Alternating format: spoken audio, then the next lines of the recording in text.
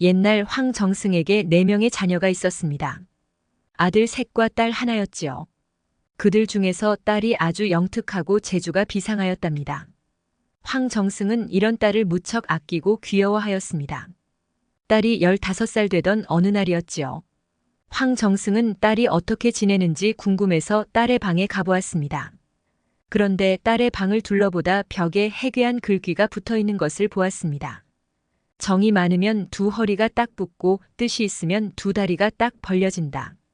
아니, 어린 딸이 이런 음란한 내용의 글을 붙여놓다니 그는 깜짝 놀랐지요. 황정승은 딸을 찾았지만 보이지 않았습니다. 그는 곧바로 새 아들을 불렀습니다. 애들아, 어린 여자애가 이런 음란한 글귀로 우리 집안을 망신시키고 있구나. 황정승은 집안의 수치인 딸을 없애버리는 것이 좋겠다는 뜻으로 아들들에게 물어보았습니다. 그러자 첫째와 둘째는 음녀인 여동생을 이대로 두면 가문이 수치고 위험하니 없애버리자고 말하였습니다. 그러나 셋째는 망설이기는 했으나 아버지의 말씀을 따르겠다며 보름간의 말미를 달라고 하였습니다. 셋째 아들은 한참을 고민하다가 저녁녘에 여동생의 방으로 갔습니다. 여동생의 방은 불이 환하게 켜져 있었습니다. 셋째 아들이 여동생을 불렀습니다. 내 친구가 배를 갖고 와서 옷을 한 벌 해달라고 부탁하는데 해줄 수 있니? 오라버니, 그거라면 한 사나흘 정도면 만들 수 있어요. 그렇구나, 옷 한 벌 부탁하마. 그러자 여동생은 옷 치수를 어떻게 하면 되느냐고 물었습니다.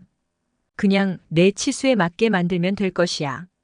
셋째 아들은 사흘 후 옷이 다 만들어지자 옷을 친구에게 주는 대신 여동생에게 입어보라고 하였습니다.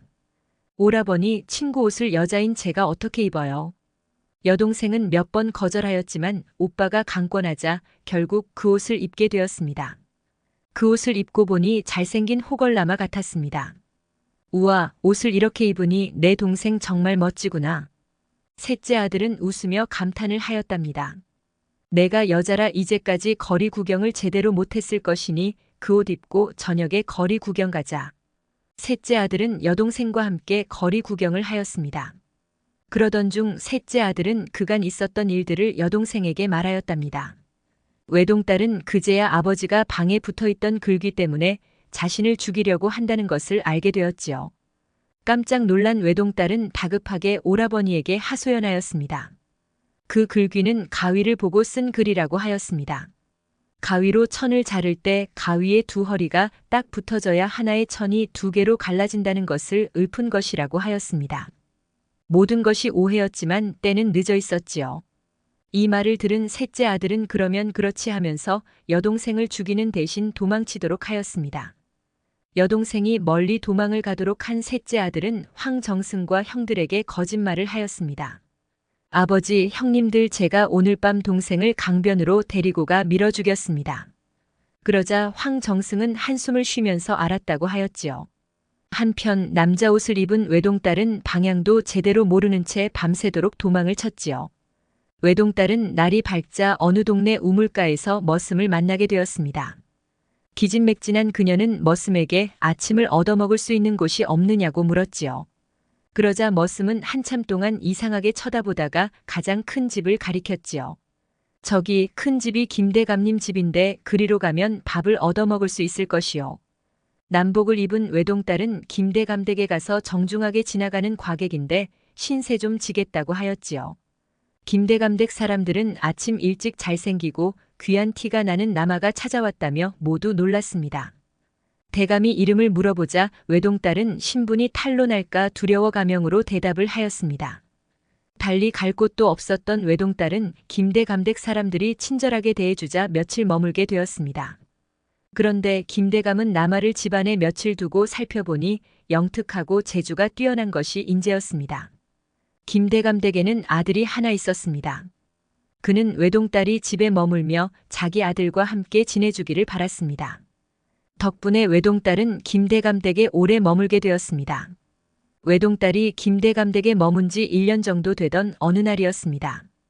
김대감 댁 마님이 외동딸을 오래 보니 아무래도 남자가 아닌 것 같다는 생각이 들었습니다. 손도 곱고 행동거지도 여성스러워 아무리 봐도 남자가 아니라 여자인 것 같았습니다. 김대감과 마님이 외동딸을 불러 정말 남자냐고 캐묻자 더는 거짓말을 할 수 없게 되었습니다. 외동딸은 눈물을 흘리며 그동안 속인 것을 사죄하고 자신이 여자인 것을 밝혔습니다. 그런데 김대감은 오히려 기뻐하며 외동딸에게 자기 아들과 혼인해달라고 부탁하였습니다. 이런 우여곡절을 겪은 끝에 외동딸은 마침내 김대감 댁 아들과 혼인해서 살게 되었습니다. 시간이 한참 흘러 외동딸의 신랑이 과거 시험을 치르기 위해 한양으로 상경할 때였습니다.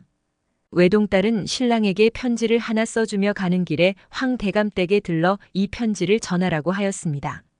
신랑은 물어물어 황대감 댁을 찾아갔습니다. 그런데 황대감 댁에는 황정승과 위의 두 아들은 이미 죽고 셋째 아들이 살고 있었습니다.